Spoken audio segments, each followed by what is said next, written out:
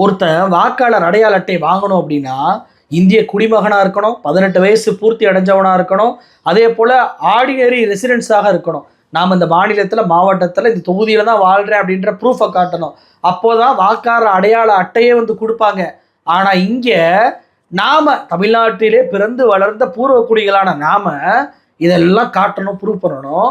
ஆனால் பீகாரை சேர்ந்தவன் என்ன விதமாக பண்ணுவான், எங்கள் அப்பா அம்மாவுடைய பேர் எஸ்ஐஆரில் இறுதி பட்டியலில் இருக்குது, நான் இங்கே வாடகைக்கு குடியிருந்து வேலை பார்த்துக்கிட்டு இருக்கேன், எங்கள் அப்பா அம்மாவோட பேரை வைத்து என்னை இதில் இணைச்சிக்கங்கன்னு சொல்லி இணைஞ்சிருவான். அது மட்டும் இல்லை, இதில் ரொம்ப கொடுமையான ஒரு விஷயம் என்ன தெரியுமா, 1/7/2025 ஆண்டின்படி அந்த தேதியில் பீகார் ரெசிடென்ட்டாக இருப்பவருக்கு மட்டும்தானாங்க எஸ்ஐஆரில் ஃபைனல் ரோலில் அவங்க பேர் வந்திருக்கு. அப்போது 7வது மாதம் வரைக்கும் பீகாரில் இருந்தவர் 7வது மாதத்திற்கு பிறகு நவம்பர் மாதம் நிதிஷ்குமாருக்கோ பிஜேபிக்கோ ஓட்டு போட்ட ஒருவர் மீண்டும் தமிழ்நாட்டுக்கு வந்து தமிழ்நாட்டில் இங்கே நான் வேலை பார்க்குறேன், இந்த வீட்டில் வாடகைக்கு இருக்கேன், இந்தாங்க பேங்க் பாஸ்புக் இருக்குது, இந்தாங்க எனக்கு ஆதார் கார்டு இருக்குது அப்படின்னு சொல்லி காட்டி பீகாருடைய எஸ்ஐஆர் ஃபைனல் இதில் என் பேர் இருக்குன்னு சொல்லி பீகாரில் ஓட்டு போட்ட கையோடு தமிழ்நாட்டிலையும் அவருடைய பேரை மாற்றிக்கிடுவார், வாக்காளர் பட்டியலில் சேர்ந்துக்கிடுவார். எவ்வளோ பெரிய கொடுமை பாருங்கள்.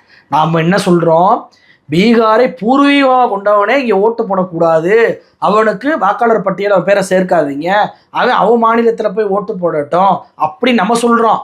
ஆனால் இங்கே நாங்கள் அவனையும் சேர்ப்போம், பீகாரில் நவம்பர் மாதம் ஓட்டு போட்டவனையும் இங்கே வந்து வாக்காளர் பட்டியலில் சேர்த்து அவனை தமிழ்நாட்டு தேர்தலையும் ஓட்டு போட வைப்போன்றாங்க இந்த தேர்தல் ஆணையம். எவ்வளவு பெரிய கொடுமை. ஏன்னா அந்த ஆவணத்திற்கு பதிலே அதுதான். அப்போ புதிய வாக்காளராக சேரக்கூடிய ஃபார்ம் 6 வச்சு இந்த பீகார் எஸ்ஐஆருடைய பெயரை, இந்த பிரதியை, வாக்காளர் பட்டியலுடைய பிரதியை காட்டி லட்சக்கணக்கான பீகாரிகள் மட்டும் இணைய போறதில்லை. டெல்லியில பாஜகவுடைய ராஜ்யசபா எம்பியாக இருந்தவர், டெல்லியில ஆர்டினரி ரெசிடென்ட்டாக இருப்பவர், அவர் அங்கே பேராசிரியராக பணிபுரிகிறார், அவர் பீகாரில் தன்னுடைய வாக்கை மாற்றி பீகார்லேயும் ஓட்டு போட்டாருங்க, நாம் காட்டணுமா இல்லையா, ஒரு பட்டியலே போட்டு காட்டணுமா இல்லையா.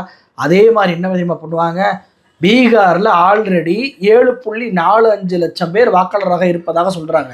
எஸ்ஐஆருக்கு பின்னாடி 60 லட்சம் பேரை நீக்கிட்டாங்கல்ல, இதில் 35 லட்சம் பேர் பார்த்தீங்கன்னா இடம்பெயர்ந்துட்டாங்க, பீகாரை விட்டு பிற மாநிலத்துக்கு போயிட்டாங்க, அந்த மாநிலத்துடைய ரெசிடென்ட்டாக மாறிட்டாங்க, கணக்காமிட்டாங்க. அப்போ அந்த 35 லட்சம் பேரும் பகுதியினர் இங்கே தமிழ்நாட்டிலையும் ஒரு வாக்காளராக சேருவாங்களா? ஒன்று. அது போக ஏற்கனவே 7.45 கோடி வாக்காளர்கள் இருக்கக்கூடிய நபர்களுமே பீகார் எஸ்ஐஆரில் என்னுடைய பெயர் இருக்கிறது, நான் தமிழ்நாட்டில் வேலை பார்க்க வந்திருக்கிறேன், தமிழ்நாட்டில் வாடகைக்கு வீடு எடுத்திருக்கிறேன்னு சொல்லி அந்த எஸ்ஐஆரை காட்டியே அவங்க இங்கே வாக்காளராக சேர முடியும்.